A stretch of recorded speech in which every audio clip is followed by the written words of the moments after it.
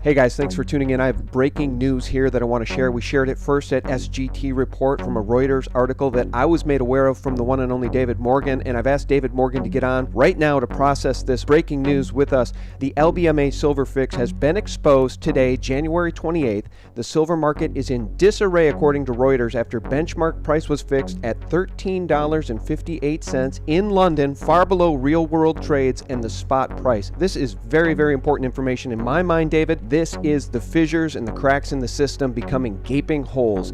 All right, welcome, David. What do you got? Well, that's it. I think you gave the essence of the article. I mean, if you read it further, it talks about, this kind of type of shenanigans has gone on for a long time with the London fix. And, Sean, the regulators are supposed to be watching stuff like this, but here it is again. The article goes on to say that the banks can come in and basically, they didn't use the word manipulate, but they can buy or sell to bring the prices where that they think they should be. So nothing more blatant, in your face, this late stage in these markets. Here they are again doing what they think they know best, other than the market itself. And it's a huge discrepancy of 80 cents. I mean, how more obvious can it get? Here again, this Reuters story will not show up in a Google search engine. This is a part of the paid Reuters service, but it was written by Reuters. I'll guarantee it. I'll put my reputation on the line. Yeah, I know you know that, and you know some folks over at Reuters. And I just want to remind people that I wrote an article back on September 30th, 2014, titled Silver Fixed Again, Down 15% Since New Electronic Silver Fix Implemented on August 15th. And I noted that at this rate, silver would be down under $12 by Christmas. This electronic silver fix, David, is led by HSBC and some criminal banks. So let's get back to that very important article here, and let's read this for folks because this is really critical. What we've seen today is the benchmark being set by the London banking criminals and the market not responding to that price. Now, I'm quoting from the article, the LBMA silver price, the crucial daily benchmark used by producers and traders around the world to settle silver products and derivatives contracts, was set at $13.58 per ounce in London today. At the time of the auction, which begins at 12 noon London time, the spot price was $14.42, while the futures price was at $14.41, leaving a number of market participants extremely, quote-unquote, confused as to what has happened. And I'm going to quote Ole Hansen here, head of commodity strategy for Saxo Bank, who says, "Unfortunately, it is not a mistake. This could be the end of the fix. It took 14 minutes to find a fix. They obviously found a fix way off of the market," end quote. David, again, the significance of this story cannot be overstated because what we've been looking for a very long time is the real world market price breaking away from the manipulated price quoted to us by these criminal banksters. And it looks like today it happened. Absolutely. And Sean, I haven't said this in quite some time, but I've consistently said it for years. And I am very, very favorable to an absolute no futures market.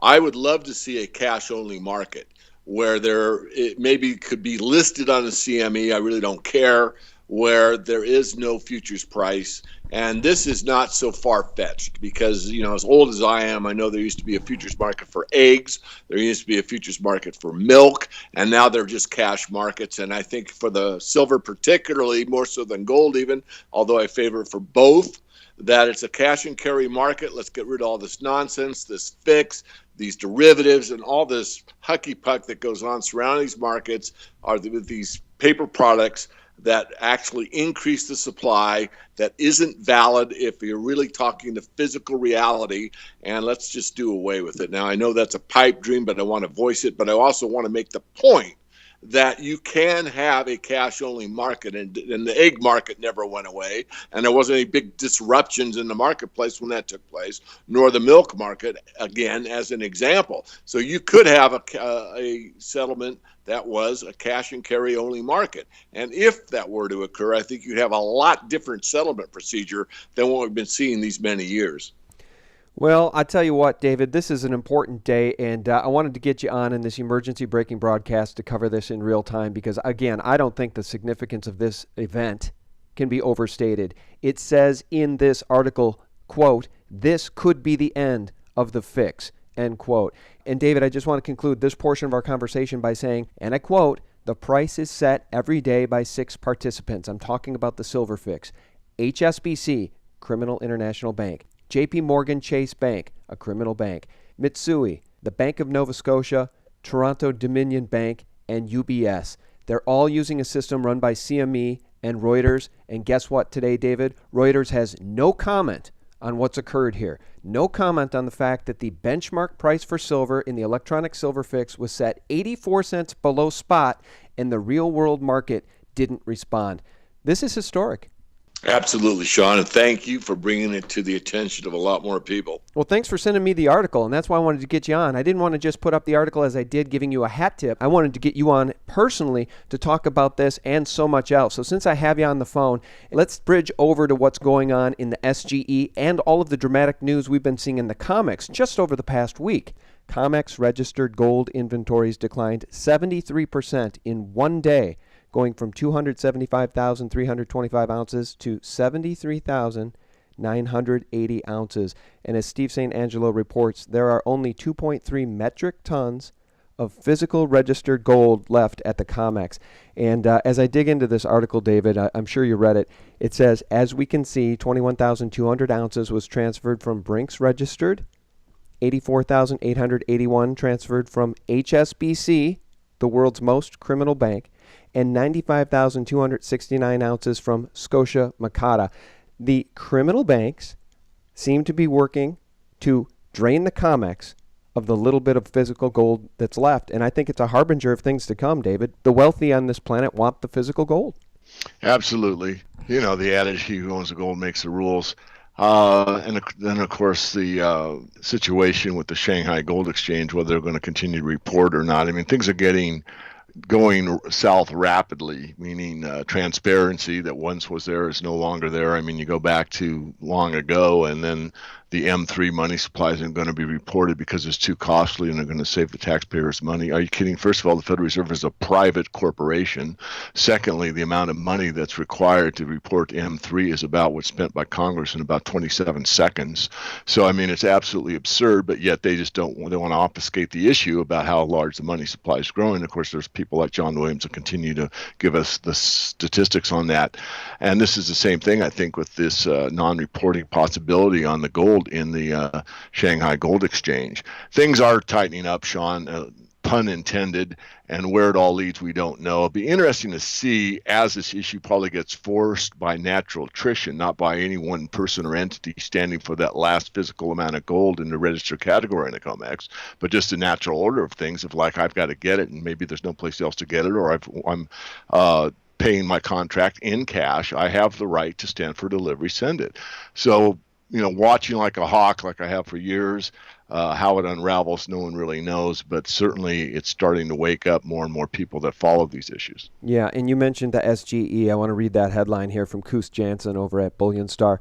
China stops publishing SGE withdrawal figures, and Koos gives us a very important chart which helps us quantify the statement that I've made just a second ago, that the wealthy on planet Earth are getting their hands on as much physical gold as possible. And the chart that Koos shares here is the physical gold withdrawn from the Shanghai Gold Exchange vaults. And David, from 2007 to 2015, which is what this graph chart represents, it's almost exponential. It's 5 times as much gold in 2015 was withdrawn as in 2007. So the physical gold on planet Earth is being sucked out of these vaults.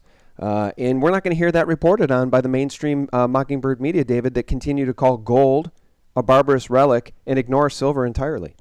Yeah, and if you look at the facts, I mean, central banks have been net buyers, not net sellers for the last several years. So, you know, watch what they do, not what they say. Yeah. Well, meanwhile, Germany has repatriated over 366 tons of its gold from New York and Paris. You know, we've talked about this a lot, David, and I don't mean to beat this thing to death, but nation states have woken up. The common man, our friends, neighbors, and colleagues, most of them have no idea what's going on. They think the dollar paradigm will just go on in perpetuity forever and all will be well, and that this is just a little blip on the radar, and we go through these cycles, you know, every 7 years, and everything will be fine. They don't understand that the average lifespan of a fiat currency is, what, 40 years? and what we're in year close to 45 here.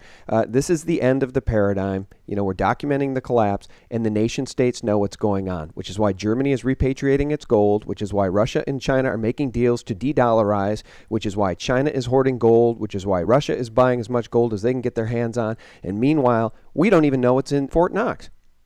Exactly. No, well said. Yeah, if money makes the world go round, and it does. If money is power, and it is, then America has certainly lost a great deal of power, and the piper has to be paid at some price and at some point. Yeah. And we're getting there very, very rapidly, Sean. And I just am saddened by the fact that our fellow Americans, generally speaking, of course, there's a lot of wonderful people everywhere on the planet, but that our ever vigilant stance that we were warned about by the founding fathers to remain ever vigilant. A few like SGT Report and others, there's several, but so many are still asleep at the wheel. They're locked in their iPhone. They're undernourished or overfed and undernourished, as I said last time, and they're really not awake. And then there's nothing like a wake-up call for a paradigm shift to take place, which is taking place. But until it stares them or their personal lives in the face and they say, what happened? I mean, like one of my favorite expressions is there's three kinds of people in the world. There's those that make things happen, those that watch things happen, and those that say, oh my gosh, what happened? Unfortunately, in my studied view, about 80% of the American population are going to be in that third category, oh, what happened? Well, you, I, and many others have tried very, very much not only to make things happen, but try to at least get people to watch things happen so that they can be prepared mentally, spiritually, and physically for what's going to take place, because it's not going to end pretty. It never does, and it's never been a global event before. That's what has me the most concerned. It's a global event. That's very well said. Well, David, thank you very much. It's my absolute privilege to be able to talk with experts and constitutional patriots like yourself. And guys, thank you so much for tuning in at sgtreport.com, and thanks for visiting us at thelibertymill.com as well. Real news 24/7. Bye-bye.